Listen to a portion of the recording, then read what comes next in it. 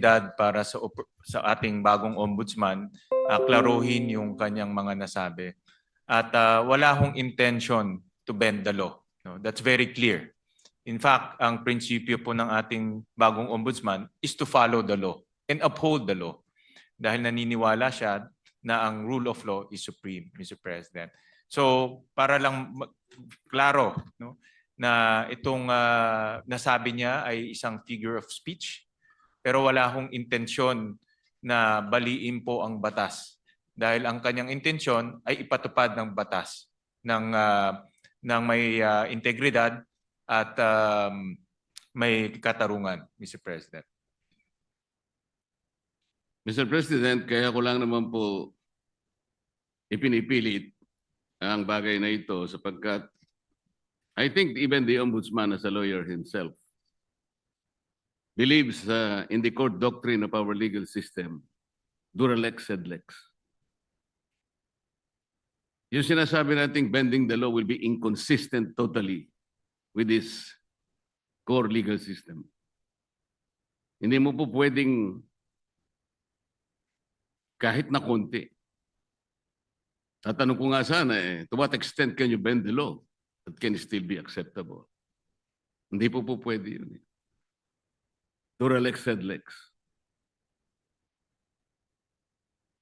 At ako rin po, sumasang-ayon po kay Senator Marcoleta, the good gentleman from Tarlac, Pampanga, na ang batas po ay dapat ho natin ipatupad.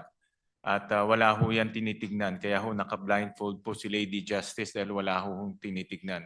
At yan rin po ang assurance ho ng ating bagong ombudsman dito po sa bulwagang ito at sa lahat po sa sambayang Pilipino na nanonood ho sa atin na ipapatupad niya ho ang batas na may integridad po. Kasi po, Mr. President, nakakabagabag talaga. Sana po figure of speech lang. Pero nagkaroon po kasi ng pagkakataon na hindi figure of speech yun . Dahil doon sa isang pagdinig sa Blue Ribbon Committee, nakita naman po nating lahat.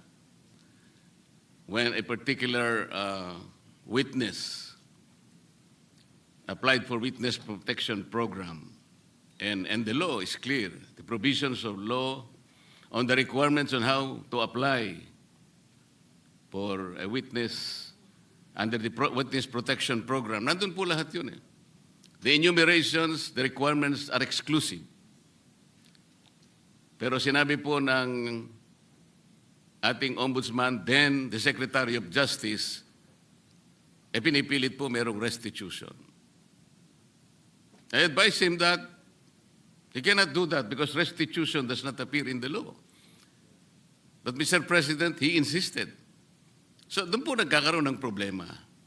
While publicly, he declares that he upholds the law to the fullest. Pero in reality, it is not being done. How can you put a requirement which is not in the law? And he said that was his opinion. His opinion will not even matter, Mr. President. Does that opinion will even prevail over the strict provision of law? Yun po yung aking ikinatatakot, ikinababahala, na nami-mislead po yung ating mga mamamayan . Pati ang ating processes po ay nalalagay sa alanganin. That's why this is very important. Na kailangan po masettle natin ang isyong ito. We cannot bend the law.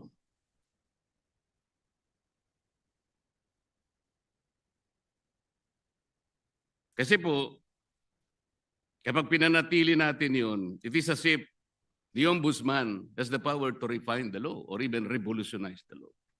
No one can do that, Mr. President.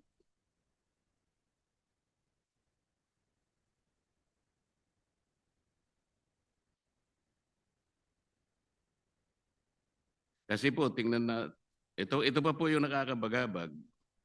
Still falls on this very subject, Mr. President.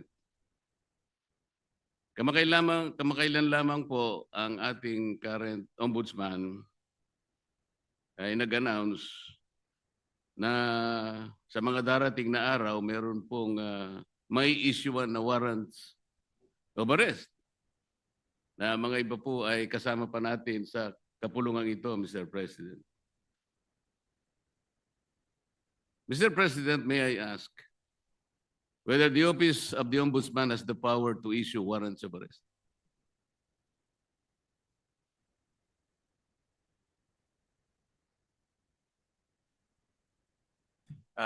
No, Mr. President. Ang trabaho na ho nila, ang responsibility ho nila is to ensure accountability, Mr. President. Tama naman po yun at ako'y naniniwala. Pero bakit niya po kaya nasabi yun that on such a particular date, warrants of arrest will be issued? Does he think that he can preempt the Sandigan Bayan or even the RTCs, Mr. President, to issue the warrants?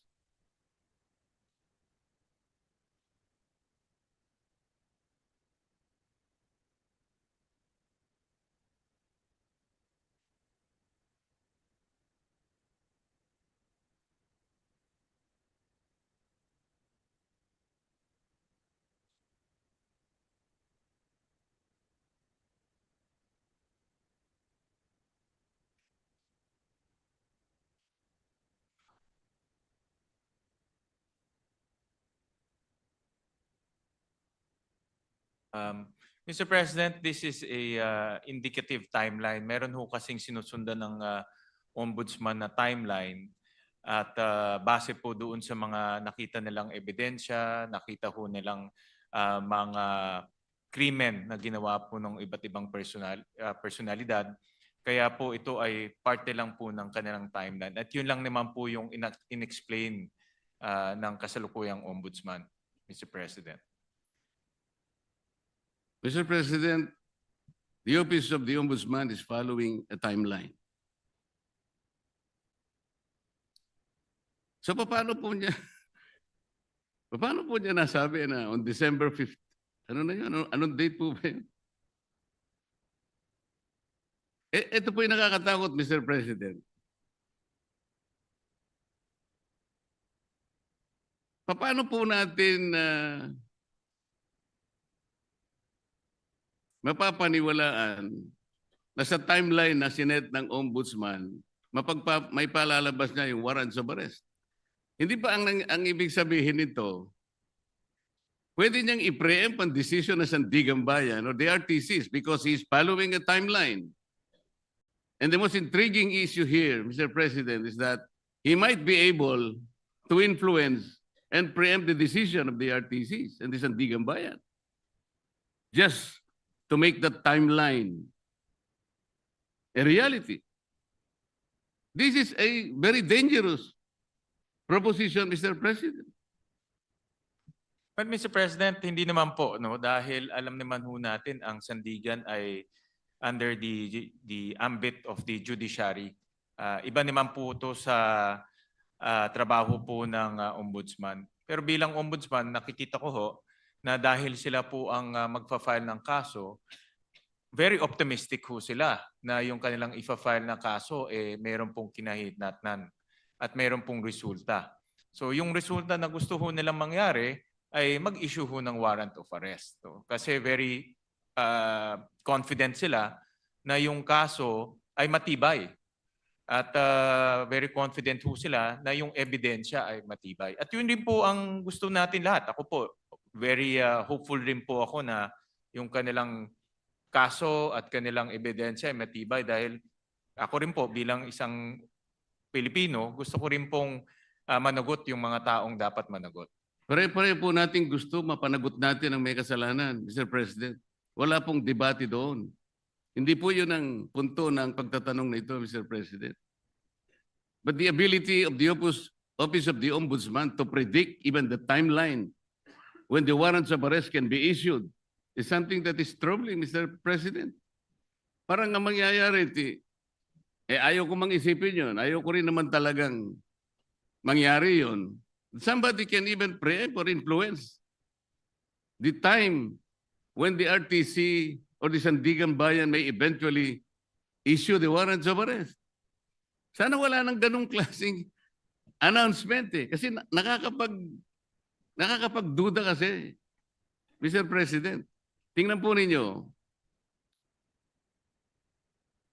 when the Sandigan Bayan or the RTCs eventually issues the warrants of arrest, do you think the persons or the kung sino man yung involved na yun, that the office of the ombudsman wants to be arrested, pwede nilang questionin yung impartiality ng Sandigan Bayan or even the RTCs? Because there was already a timeline announced by the office. This is the thing that is very intriguing, Mr. President.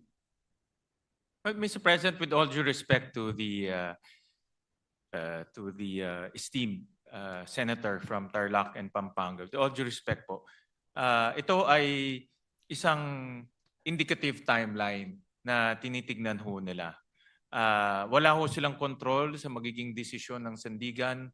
Wala ho silang control kung ano po magiging takbo sa Sandigan. Pero base po sa kanilang experience at base po sa kanilang pag-ayos ng kaso, lalo na po sa pagtingin po sa ebidensya, ito po yung tinitignan nilang timeline na pwedeng mangyari. Pwede rin ho yan hindi mangyari. No? Pwede rin ho yan iba po ang pupuntahan ng kaso. Pero naglalagay lang ho sila ng timeline para po makita naman ho nila kung ano po ang magiging takbo po ng kaso. At marami hong ganun. Actually, marami, pag nanonood po ako ng mga political shows sa YouTube, marami pong mga political analyst, mga legal analyst, sinasabi ho nila, ano po ang magiging takbo ng kaso, kailan po may makukulong, kailan po may i-issue ng mga warrant of arrest. Yan po ay based on their analysis and experience. Pero wala hong assurance, hindi ho yung magiging 100% na ganun po ang kinahinatnan po niyan o ganun po ang kalalabasan. Ganun din po sa ombudsman. Ito po ay sa kanilang tingin ay posibleng mangyari. So do you think announcing a particular timeline, Mr. President, is even necessary? Ito po ay for purpose of information, Mr. President, and para po mabigyan din po ang publiko ng kanilang opinion pagdating po sa magiging takbo po ng kaso. Mr. President, ang sinasabi po ng representasyon na ito, hindi naman kailangan pang i-announce yun eh. Dahil magkakaroon lang po ng pagdududa ang ating mga mamamayan, lalong-lalo na po yung mga taong gusto nating ipa-aresto, sapagkat hindi naman kailangan na mag-announce pa. Kasi kapag sinabi mong meron po kaming timeline, parang siguradong-sigurado na po kasi ng opisina ng ombudsman na talagang mag-i-issue yung either the Sandigan Bayan or the RTC doon sa panahon na kanyang tinutukoy. E di bali, maiisip ninyo, nasa ilalim pala ng impluensya ng ombudsman o ng RTC, ang mga korte, naiimpluensyahan pala ng ombudsman ang mga korte. Ganun po yung magiging maaring isipin. Maaring hindi totoong yun ang gustong gawin ng ombudsman. At naniniwala naman ako na hindi niya intention yun.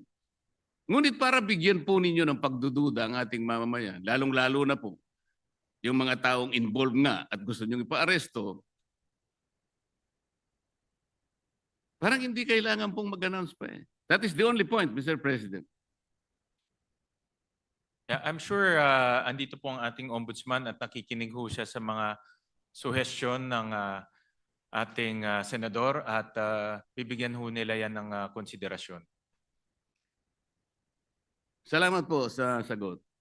Mr. President, yung ating pong deputy, ano yung tawag doon?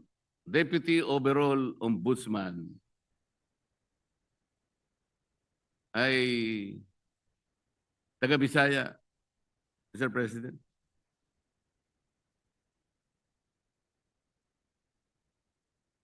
Yung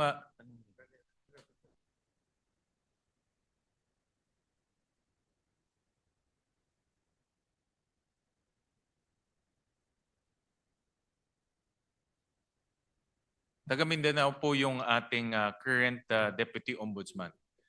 Tama ho kayo. Overall Deputy Ombudsman. Overall Deputy Ombudsman is from Mindanao, but he is also the Deputy Ombudsman for the Visayas. Mr. President. Opo, tama ho. So, yung acting po, yung acting. the overall Deputy Ombudsman and also the Deputy Ombudsman for the Visayas regularly travels from his place to Luzon, and nga magastos po yun. Necessary po ba na sino po nagmamanage sa Ombudsman Office sa Cebu?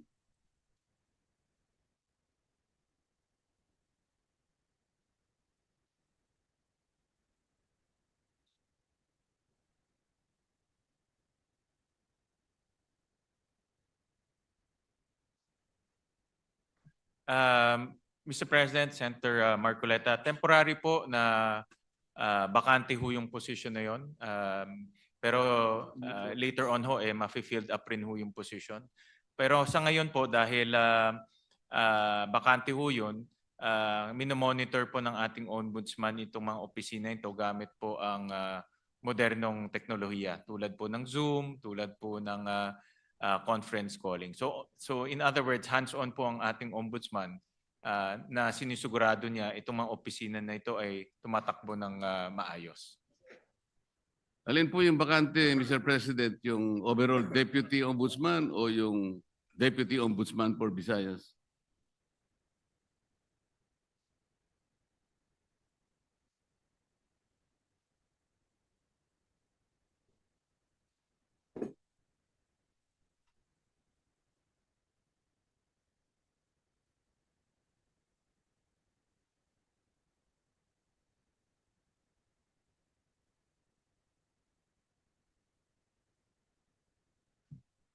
Ang bakante po ay yung overall Deputy Ombudsman for ito po ang bakante po. Yung overall Deputy Ombudsman ang bakante po. Yes. Dahil po suspended yung current overall Deputy Ombudsman. Kasi po kaya ko tinatanong to, Mr. President, napakagastos po yung regularly na pagta-travel po ng Deputy Ombudsman. Galing pa siya ng Mindanao. Meron pa siyang gawain dito sa Maynila dahil nga overall Deputy Ombudsman. Naisip ko po na unnecessary expense po yan sa opisina ng Ombudsman. Ang direction po ng ating bagong Ombudsman ay talagang gawing episyente po ang opisina. Natural lang naman po kung may bagong liderato, inaayos niya yung kanyang opisina sa nakikita niyang pinaka-episyenteng struktura, Mr. President. So, hindi naman po nila intention na maging bakante ito at later on rin po ay malalagyan din po ng tao. Pero tinitignan nila kung anong pong paraan o anong pong structure ang pinaka magiging episyente po para po sa ombudsman offices, Mr. President. Mr. President, bago po naging ombudsman ang aking kaibigan, siya po ay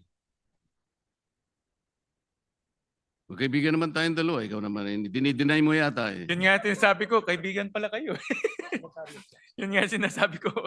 Narinig niyo yata ako, Senator Marcoleta.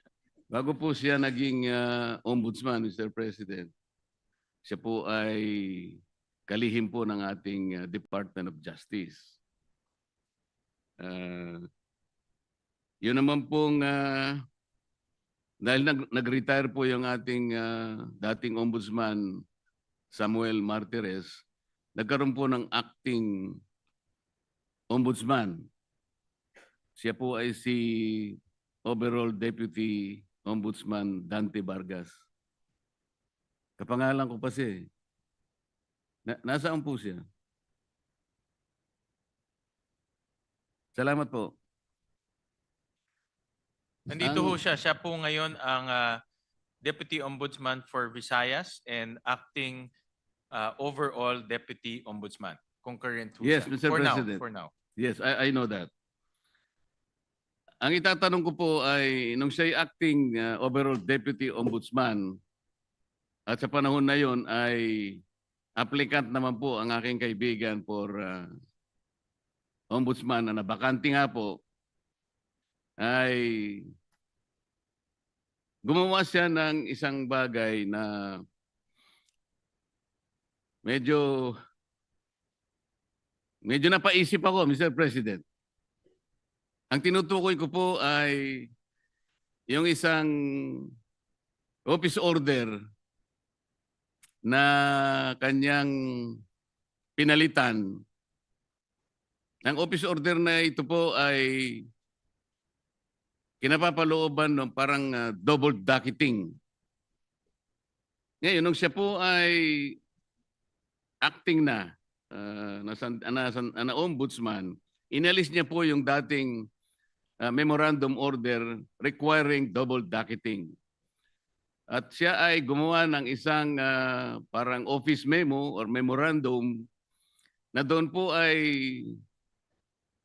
tinanggal niya, pinalitan niya yung office order at may kalakip pa pong isang directive na lahat ng mga complaints, lahat ng asunto, lahat ng habla, administrative man yan, criminal o kahit ano yan, na napapaloob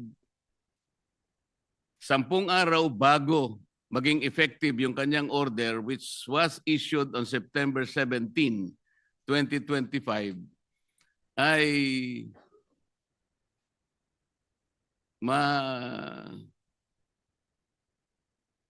mawawala po yung sa docket. Ibig sabihin, ma-undocket yung mga complaints. 10 araw bago ma-issue yung kanyang memorandum circular or memorandum order. Mr. President, nagkataon po,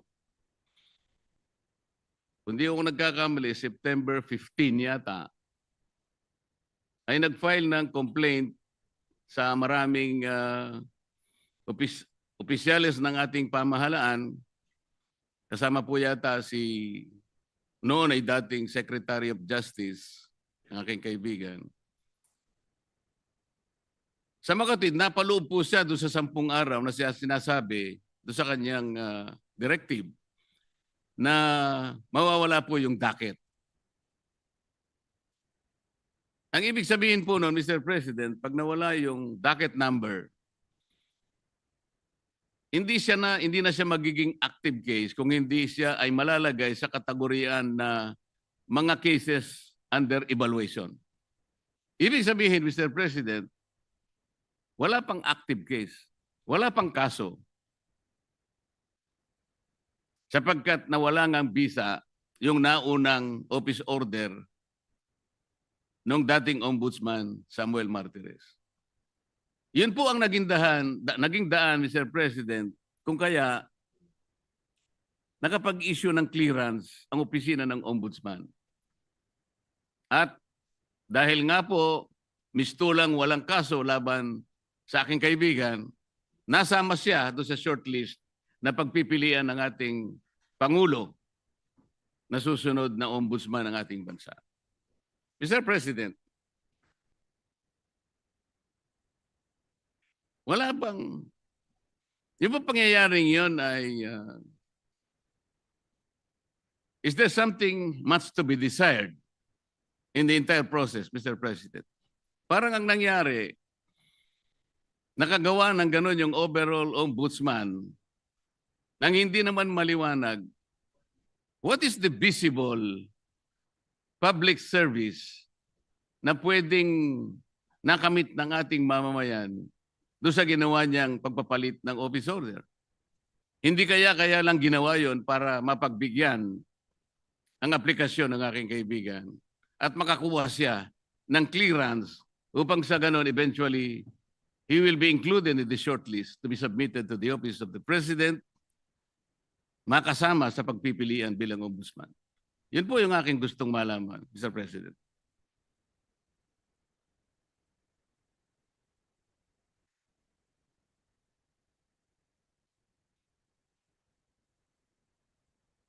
Mr. President, sa explanation ho sa akin ng Ombudsman, itong rule on auto-docketing, na-issue ho to noong July of 2025 ni former Ombudsman Martires bago ho siya nag-retire. At nakita ho nila na hindi to dumaan sa tamang proseso. It was found not to be properly published. So hindi ho na publish ng maigi. So binalik ho to ni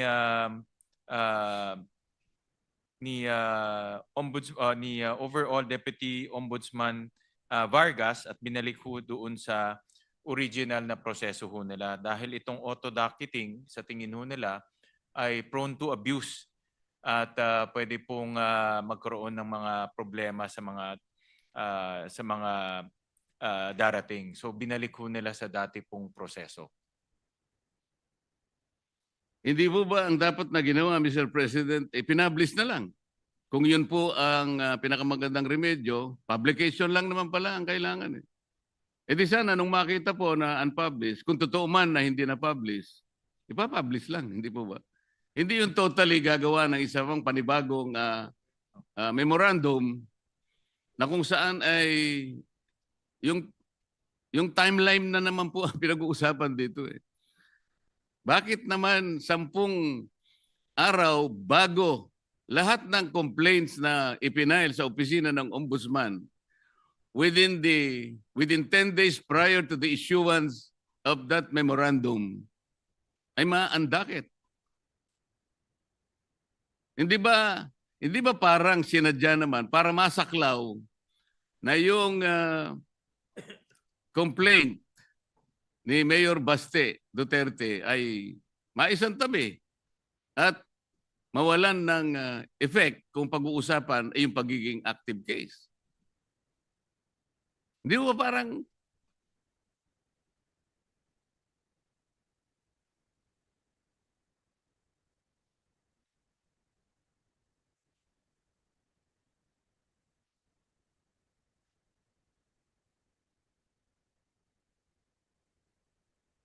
Well, nung naging acting po si overall Deputy Ombudsman, pinag-aralan ho nila mabuti itong auto-docketing at nakita ho nila na prone to abuse ho to dahil pag file mo, docketed na ho kaagad without any analysis.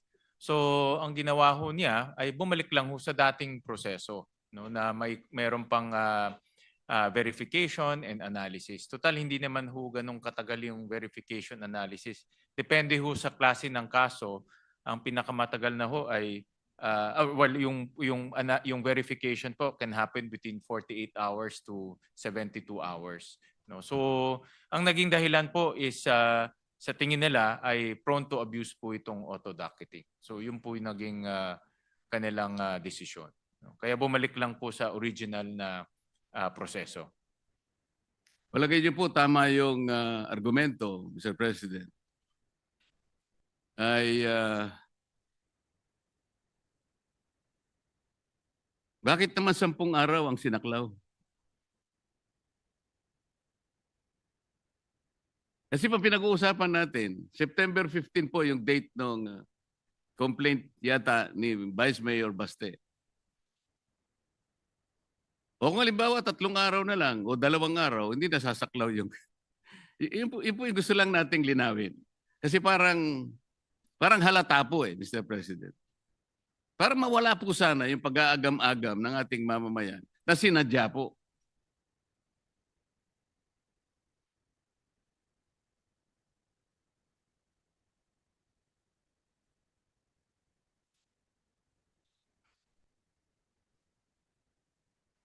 But yun po yung naging decision nung acting ombudsman at that time dahil yun na nga sa kanyang pagtingin ay ito po ay baka maabuso dahil nga pag-file niyo ho, diretso docket na ho kaagad at hindi bine-verify kung fina-file po tama o hindi. Prone to harassment rin ho dahil nga alam naman ho natin sa politika kung mayroon kang kagalit, pa-file ka lang tapos ibubulgar ho mayroon ng ombudsman case, no? So binalik lang po sa dating proseso. Hindi na ho dahil sa kanilang pag-aanalisa, ito po yung pinaka maayos at hindi po maaabuso na proseso. So yun lang po ang ginawa ho nung dating ombudsman. Yung acting ombudsman in particular. Sana nga po hindi na-abuse ang proseso, pero hindi po malinaw na ganun ang nangyari. Halimbawa, isa pa po, yung complaints po na ipinail sa ombudsman may kinalaman po sa mga opisyalis ng Department of Public Works. Ang date po nun ay September 11. Nasama po sa 10 araw prior to the effectivity of that memorandum circular issued by the overall Deputy Ombudsman. Ngayon, kung di po ako nagkakamali, 15 sa 18 ipinaghabla na opisyal ng DPWH na preventive suspension, na suspindi po base po sa complaint na ipinail. Ngayon, kung susundan po natin ang argumento ninyo, ano po ngayon na magiging basihan ng pagkaka-preventive suspension ng mga yun? Sapagkat wala ng kaso po dahil naandakit na po So, sa makatwid, meron po kayong sinasabi na maraming isang bagay na makakabuti, pero meron ding nakasama po Hindi po naging consistent dahil nga po sa madalian, di ko po malaman kung talagang yun ang pakay talaga ng pagkakapalit ng docketing na ginawa ng dating ombudsman. Maliban pa po rito, nung maandakit po ba yung complaint ni Mayor Baste? Kasi naandakit nga po base sa circular na yun. Na-notify po ba si Mayor Baste doon sa pangyayari? Was he notified?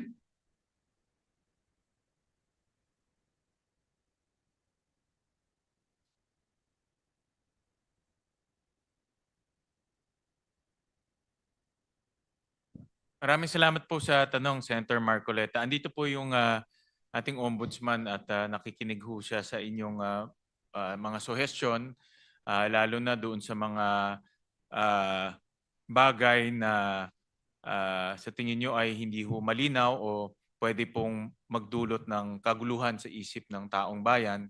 At siya naman po ay bukas yung kanyang isip para po maayos itong mga proseso na ito. Ngayon, in relation doon po sa inyong tanong,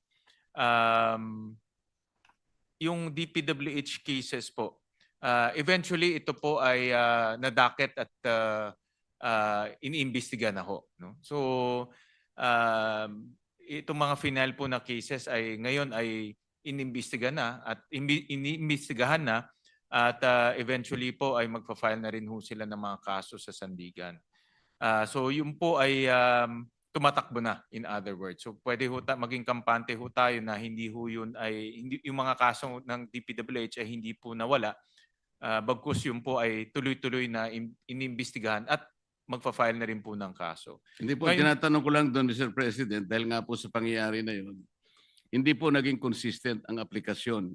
Dahil nga na preventive suspension yung mga opisyalis, tinatanong ko lang po, parang wala nang base sapagkat nawala po yung docket Yun lang naman po yung tinatanong ko. Ibig sabihin, kung may ginawa kang isang bagay na nakabuti, meron ding nakasama. Nawala ng basis din po yung kabila. Tama po. Doon po sa katanungan nyo kung na-notify si Mayor Baste, ito po ay internal process ng ombudsman. So sa tingin ho nila ay hindi na ho kailangan i-notify. No? So ito po yung itong proseso na ito, yung pagdadaket o pag-verify, ito pa internal process po nila. Ganun na lang po ang kanilang pangangatwiran, Mr. President. Paano naman mangingigibabaw ang isang internal process ng ombudsman? Doon po sa malakihan at napaka-importanteng provision ng ating saligang batas na due process. The first requirement of due process is notice. Ibig ba sabihin po, wala man lang karapatan ng isang tao na naghabla para malaman niya kung anong kinahinatnan ng kanyang asunto? Na hindi man lang sinabi sa kanya na, yung asuntong pinail mo, inalisan na namin ang docket dahil sa mga ganitong mga alalahanin na aming nakita. Doesn't he deserve to be notified, Mr. President? Because if he was notified, he could have been given the chance to file a motion for reconsideration, which is again a part of due process. Ang na-advise po ko ng ombudsman na itong particular na circumstance po ay nasa Supreme Court na ngayon. Subject po ito ng judicial review na finale rin po ni Mayor Baste. So ano po ang ibig sabihin? Final po ni Attorney Torion, Mr. President. Ano ngayon, Mr. President?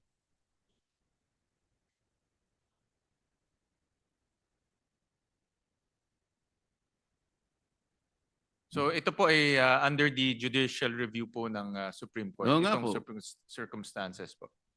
Oo nga po, pero hindi nasasagot yung tinatanong ko po. Very simple lang po eh. Yung pangangailangan ng isang taong ma-notify man lang kung ano ang kinahinatnan ng kanyang inihabla. Nung habla niya, isang bagay na karapatan ng bawat isa. Yun po ay isang requirement ng due process. Ma-notify ka lang. Malaman mo lang kung anong nangyari. Dahil po ba, kapag ni-notify nyo siya, that will trigger the filing of a motion for reconsideration. At base po sa rules ng ombudsman, mangangailangan po kayo at least ng 15 days. Para sa ganon, ma-resolve ninyo yung kanyang motion for reconsideration. Hindi nyo kailangan yung 15 days kasi nga, baka hindi maisama sa shortlist ang pangalan ng aking kaibigan. Ito po yung ating sinasabi. Mr. President, sana po lahat ng ginagawa natin ay nasa ilalim ng transparency. Ito pong pinakamabuting magagawa natin sa ating bansa. Lalo na ngayon na maraming tao po ang nalulungkot, baka hindi lang nalulungkot, nagagalit sa mga nangyayari. Kung hindi po tayo transparent, wala tayong kakayahan na sabihin sa kanila, ilantad, buksan sa kanila ang kaganapan ng nangyayari. We're just merely paying lip service to a very important provision of our Constitution that public office is a public trust. Maraming salamat po sa panahon, Mr. President. At sa panahon ng ating sponsor, panahon po ng ombudsman na binigay sa akin. Salamat po. Maraming salamat po, Senator Marcoleta. At Thank you.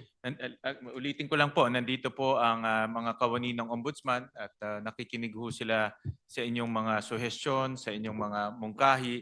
At rest assured po na ito ay suseryosohin ho nila. Maraming salamat po, Senator Majority Leader. Marcoleta. Yes, Mr. President, next to interpolate is our Senate President Pro Tem, Senator Panfilo Ping Lacson. The President Pro Tem, Senator Ping Lacson is recognized. Thank you, Mr. President. As usual, I will limit my interpellation to questions pertaining to the budget of the Ombudsman, as I have done so during my past interpellations of the other agencies, Mr. President. Is the Chairman of the Finance Committee ready Yes, to Mr. yield the floor to the to this? Thank you, Mr. President. Representation. We'll be more than